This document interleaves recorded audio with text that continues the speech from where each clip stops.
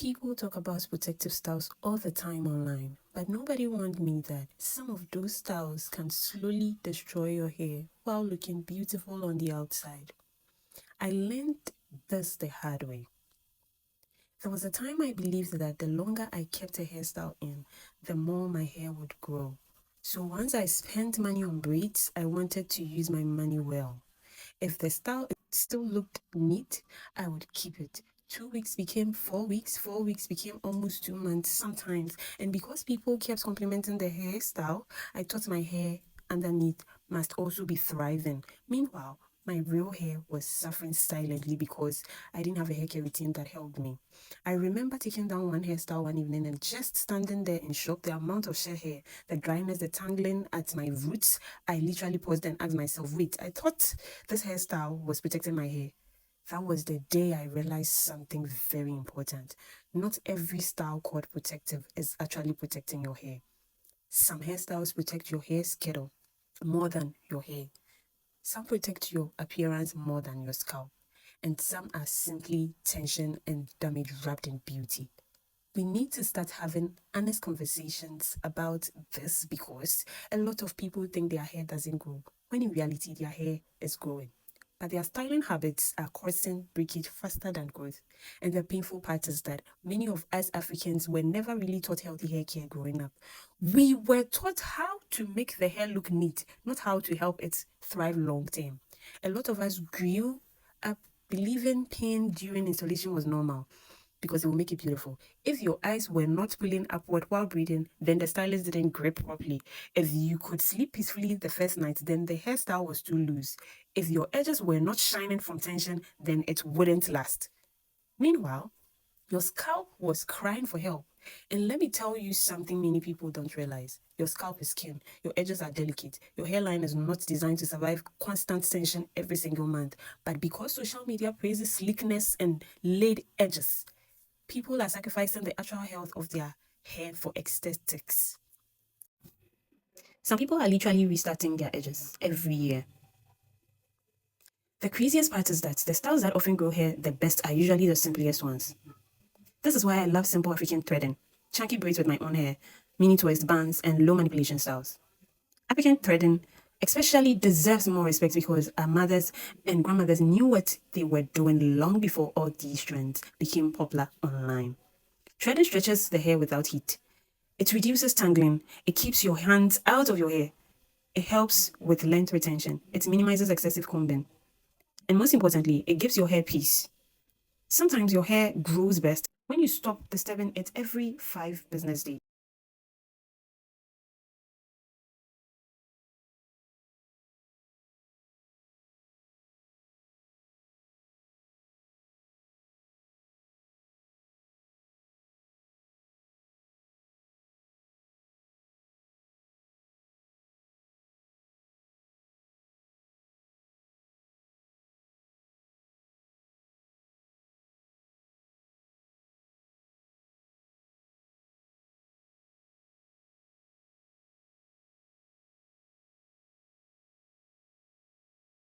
Your hair sheds every single day naturally. When your hair is loose, those shed hairs fall out gradually. But when your hair is trapped in braids or twists for many weeks, all that shed hair stays inside the style. Then when you finally take it down, your hair is matted, tangled, dry, and weak because you do not have the right hair care routine. Your scalp also needs regular cleansing. Products build up, sweat, dirt, and flakes can accumulate over time. So even if the hairstyle still looks cute outside, your scalp underneath may be begging for freedom. And let me say something controversial. Not every hairstyle is meant for every hair type. Some people can wear tiny knotless braids and their hair survives. Another person does the same style once and loses half their edges. Some people's hair can handle added extensions frequently. Others have finer strands that break easily under too much weight. This is why blindly copying hairstyles from influencers without understanding your own hair can be dangerous. Your favorite influencer may have completely different hair density, scalp sensitivity, or strand strength than you. We need to normalize listening to our own hair. If your scalp hurts constantly after installations, if your edges are thinning, if your hair feels weaker after every takedown, if your crown area is breaking, if your hairline is moving backward slowly like somebody avoiding debt, please stop calling that style protective, because real protective styling should actually help your hair thrive. A proper protective style should reduce manipulation, protect your ends, allow easy moisturizing, avoid excessive tension, keep your scalp comfortable, support healthy growth long term. The hairstyle should not feel like punishment. And can we also talk about how obsessed society has become with always looking done?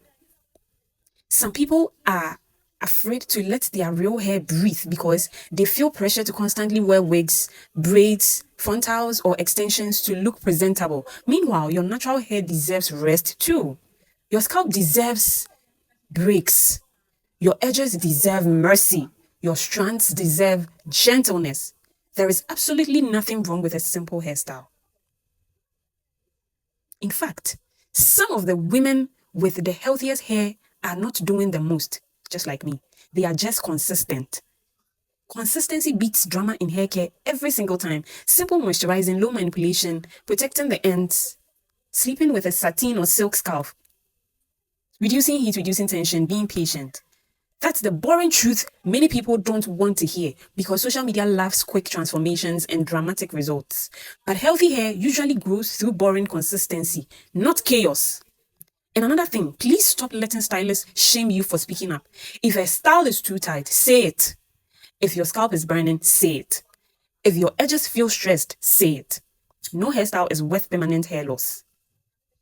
Traction alopecia is real, and many people ignore the warning signs until the damage becomes difficult to reverse. Your hairline should not be fighting for survival every appointment. At the end of the day, protective styling is supposed to make your hair journey easier, not harder. The goal is not just to have hairstyles that look good online. The goal is to have real healthy hair underneath. Because anybody can hide damaged hair under wigs and braids temporarily. But when the style comes off, the truth always reveals itself. So these days, I choose styles that love my hair back. Styles that don't pull my edges, styles that allow my scalp to breathe, styles that help me retain length, styles that keep my hair healthy long term. And honestly, my hair has thanked me for it. Sometimes old school African hair practices were actually wisdom, not lack of exposure. Our grandmothers may not have had experience. Our grandmothers may not have had expensive products or fancy names for everything, but many of them understood something important. Healthy hair needs gentleness, patience, consistency, and protection from unnecessary stress. And I think many of us are slowly learning that again. Now, be honest. What protective style damaged your hair the most? What protective style damaged your hair the most? And what hairstyle actually helped your hair grow?